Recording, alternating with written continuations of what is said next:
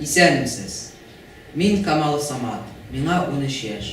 Мин Минзәлә шәһәре 1-нче санлы урта мәктәбенең 7-нче сыйныф укучысы. Сезгә үземнең Муса Җәлилгә багышланган «Бер горурлык хисянам иде» дигән темага эссене тәкъдим итәм.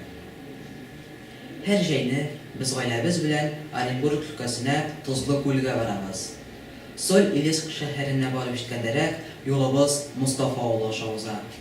Әлеге яшеллек эченә чумып утыручы бу авыл башка авыллардан аерылмый да диярлек. Шул ук бизәкле тәрәзә өлгеләре, төзек йортлар, мотор урамнар. Ләкин бу авылны Рәсәй картасындагы башка авыллар кебек үк бер татар авылы иде дип уйлаучылар тирән ялгыша. Мустафа гади авыл түгел. Мустафа татар халкына герой шагыйрь, Муса Җәлилне үстереп биргән бик зиннәтле авыл. Биредә 112 ел элек кечкенә Муса дөньяга аваз салган. Иптәш малайлары белән агач атка атланып атлы уйнаган, каз бәбкәләре саклаган. Мустафалылар ул вакытта әлеге кечкенә малайның исеме тарих битләренә алтын хәрефләр белән язылып калыр дип уйлап та карамагандар. Юлыбыз Мустафа аша үткәндә минем күңелемдә һәрвакыт хисләр өермәсе кузгала. Күз алдымда кинофильм лентасындагы кебек вакыйгалар җанлана башлый.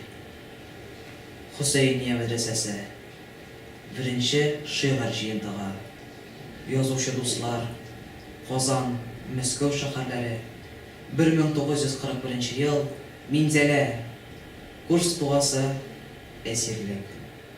Бу урында йөрәгем күкләр читлегеннән атылып чыгардай булып сулкылдап куя. Фашистлар алдында башын имәгән каһарман татар кешесе. Куллары бугаулы булса да, көчле рухлы булып калган герой шәхес. Фашист гильотинасы башын киссә дә, халкына булган тугрылыгын юкка чыгара алмаган. Бу сүзләрне әйткәндә мин икеләтәчле горурлык хисләре кичерәм. Беренчедән, мин Муса абый кебек татар милләтеннән, камил, дөрес итеп татар телендә сөйләшәм. Икенчедән, мин көн саен Муса абый атлап йөргән урам ташларыннан атлыйм. Миңа еш кына шәһәребезнең драма театрында чыгыш ясарга туры килә. Театр сәхнәсенә уяп басуга, янәшәмдә аның сулышын тоям. Могҗиза белән Муса абыйны бүгенге көннәргә кайтарып булса, ул бик күп әйберләргә дә хайран калыр иде, әлбәттә.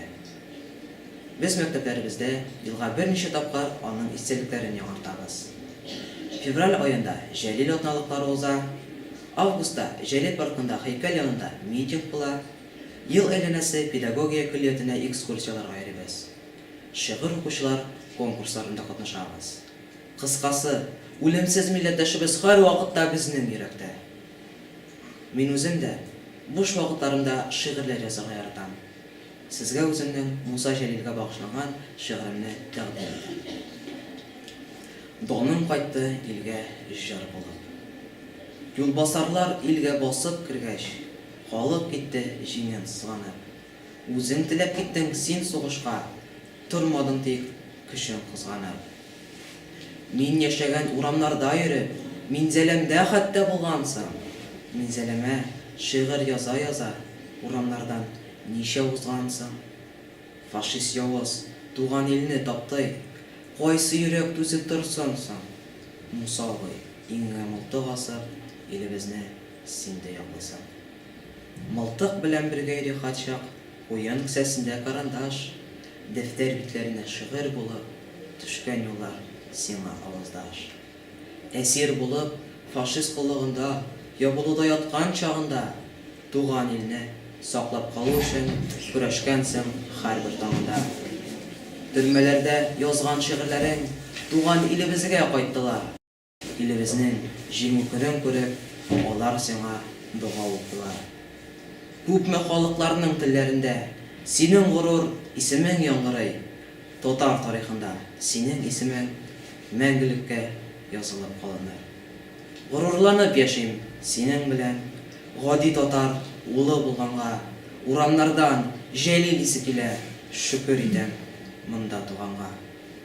Тарихлардан тарихларга күчсен, татар егетенең исеме, синеңездән atlap yürüyorum yana. Nindi bәхет. Şulay түгелме?